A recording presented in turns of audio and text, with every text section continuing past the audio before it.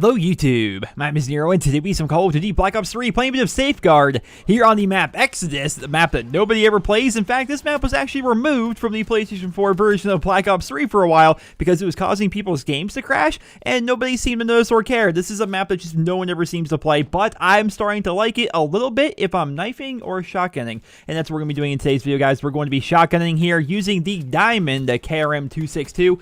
An update on my Dark Matter pursuit. I've really slowed down on my pursuit of Dark Matter. Once I got done with the shotguns, the assault rifles, and the submachine guns, I'm about halfway through the pistols. I've just lost a lot of the motivation because I know I'm going to have to run around with a knife, which I have to still do some things on that. I have to do a lot of things with sniper rifles, which I'm halfway done with the snipers. It's like, I just don't want to do any of this. I just want to use my diamond guns, and that's what I've been doing recently, is I've just been using my diamond guns, and I really like them. And one of the guns I've been using has been the KRM, especially on maps like this, right? I'm playing ground war. It shows up in the map rotation. I don't want to back out. I don't want to find a whole new lobby or anything like that. So I'm like, I'll play it, whatever.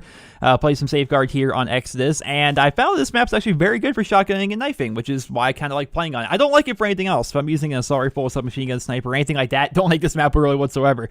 It's definitely one of the worst maps in the game, in my opinion, but again, it's fun if you're using a shotgun because of all the close quarter situations you can find yourself in.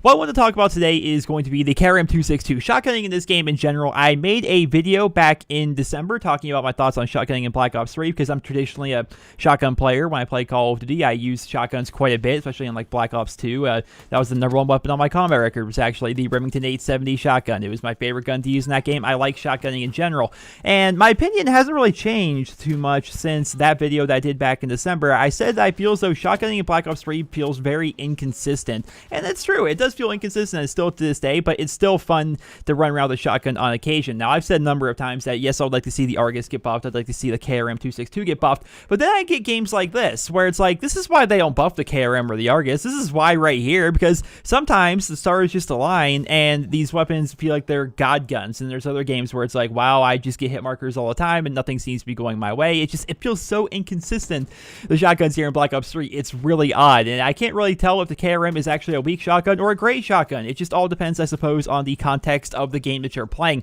because weapons in Call of Duty need context, right? A gun that's good in a certain Call of Duty may not actually be that great in another. Would the Remington 870 actually be a great shotgun in Black Ops 3? It was great in Black Ops 2, but would it be great in Black Ops 3 with the movement system that we have, with the way the maps are laid out, with how the score streaks are set up? Would it work well against specialists? Like, would it be a good shotgun in Black Ops 3 if you were to take the Remington 870 from Black Ops 2 and move it to here?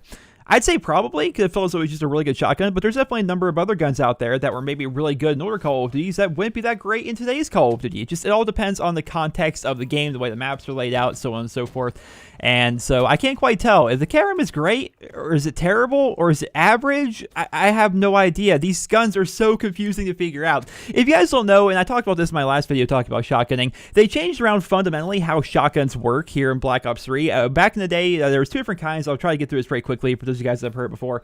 But how shotguns work is there's either two kinds in Call of Duty. There's going to be a slug, which is kind of like shooting a sniper rifle bullet, essentially. You shoot out one little projectile, one little shotgun shell that kind of works as if it were a sniper rifle, and it does a lot of damage and hits your target. It's probably going to kill them. And then there's buckshot shotguns, which is the vast majority of shotguns in Call of Duty, where it shoots out a shell, the shell kind of explodes, and then it lets out a bunch of these little pellets, and the pellets usually do X amount of damage. They changed around how that works here in Black Ops 3. Each shotgun actually has a set damage profile that it's going to do, and then the pellets that come out, they do a little tiny bit of extra bonus damage, which is different. So for example, like the Remington 870 that we've been talking about, when you would shoot that thing like super close range, it would do like 50 damage per pellet that actually hit your target, and there was a total of 8 pellets that came out. So typically it was very good. In Black Ops 3, it's a bit different. KRM, if you shoot it, it does 98 damage up close, like right away, and then it does a small amount of extra bonus damage for each pellet that hits. So if I have the math right with this, it shoots 8 little projectiles, 8 little pellets, right, from the shell, and each of them does 2 damage. So there's a maximum of 16 bonus damage that you can do based on how many of your little projectiles hit, added on to the 98 damage that it did initially, again, if you're super close range. And that's exactly what it's like for the other shotguns as well, like the 205 spam cannon. Otherwise known as a Bresci. It does 50 damage up close. If you're super up close, it'll do 50 damage with each shot, and then it'll do 2 extra damage per pellet that hit, and there's 8 pellets to come out in total. Like most of the shotguns work that way here in Black Ops 3. It's a different way of going about things, and I can't tell if it's better. I can't tell if it's worse. I can't tell if it's actually a better system as compared to what we saw in like Black Ops 2, Black Ops 1, Modern Warfare 3, Ghost, Advanced Warfare, all of the other Call of Duty games ever. They decided to just change around the damage profile this year, and it's made the shotguns feel pretty inconsistent in my opinion, but at the same time, you have games like this where it's like, wow, things are going great, things are going good. To talk about the attachments I'm using here on the KRM, and these attachments on shotguns are so confusing to figure out, because you may look at an attachment and think to yourself, yeah, that's a great attachment, right? That makes sense. A long barrel makes sense on shotguns. Turns out not so much. Turns out the long barrel on shotguns is actually it's a very minor increase. Essentially, what it does is just increase the range at which you can actually get a hit marker. It doesn't actually increase the range at which you can get a one-hit kill, which is really odd. But at the same time, it's like, well, if it increases the range at which I can hit somebody and they're already hurt, that could equals more kills. That could help out more. Who knows, right? I'm actually using rapid fire. I'm using long barrel, rapid fire, and laser sight. And rapid fire is a very, very negligible increase to the fire rate. Now, what I'm actually going to do for you guys is I want to show you, because I went and tested this today just to kind of test my little theory here. The rapid fire attachment does next to nothing on the KRM. So we have here on the left the KRM with no attachments. On the right there is going to be a KRM with rapid fire. Now I'm going to play these at the exact same time for you guys. And as you guys can see, there's really no difference whatsoever to this. The rapid fire one shoots very, very, very slightly faster. And the only way you can actually really tell is if I do this in super slow motion. Then you can kind of see like, oh yeah, it's doing a little bit more, but not a lot. And that's because rapid fire just doesn't help out shotguns too much. But then again, I've never been one of those people that really takes too much stock in create classes. I think a lot of people tend to overthink their classes a little bit too much. They try to optimize their classes the best way they can. If that's how you have fun, that's how you have fun. That's fine.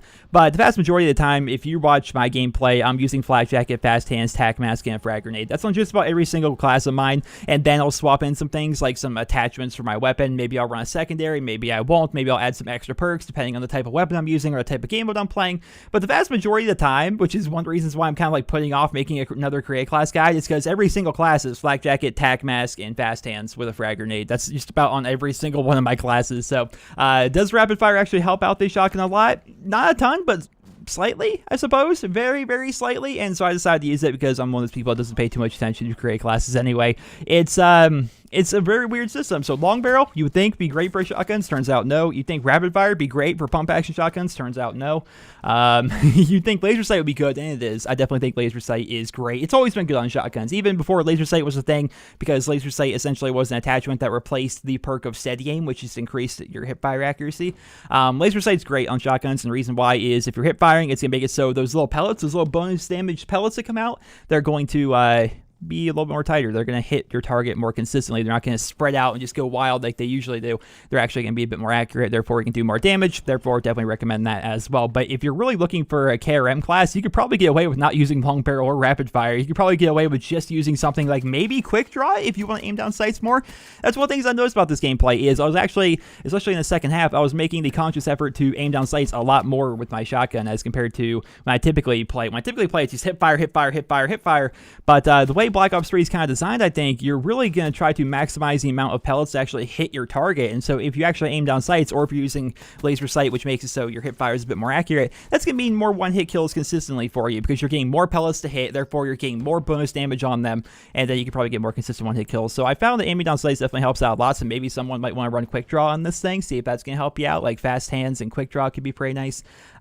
Just really depends on what you want to do, I suppose. But yeah, the KRM has been a lot of fun. I'm using it the past couple of days. I've been enjoying it, just enjoying my diamond weapons essentially, and I'm getting ever closer to Prestige Master. Now I haven't been playing a ton in the past couple of weeks, but I am getting closer to Prestige Master. I'm like 10th Prestige, level 42, 43, something like that. I'm getting close, and so I should be there in like the next week or so. So that's gonna be pretty cool. Looking forward to Prestige Master, and then once I get Prestige Master, I'll do, of course, a video saying, hey, entering Prestige Master, here's all my stats, here's my combat record, here's this, here's that. You guys can see all the things if you guys would like, and then of course I'm gonna do the rest of my grind to Dark Matter, I suppose, after that, because right now I've lost the passion for Dark Matter. I really have. While I want it, while it's gonna look so good, I have to use snipers. I don't want to.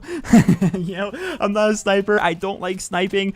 I'm not much of a melee guy either. All things considered, it is fun to run around with a combat knife on occasion, but you know, it's not very fun. It's not very fun. I got to do the pistols even, and it's like, this just seems like such work. I got all the easy guns out of the way. I got launchers even done.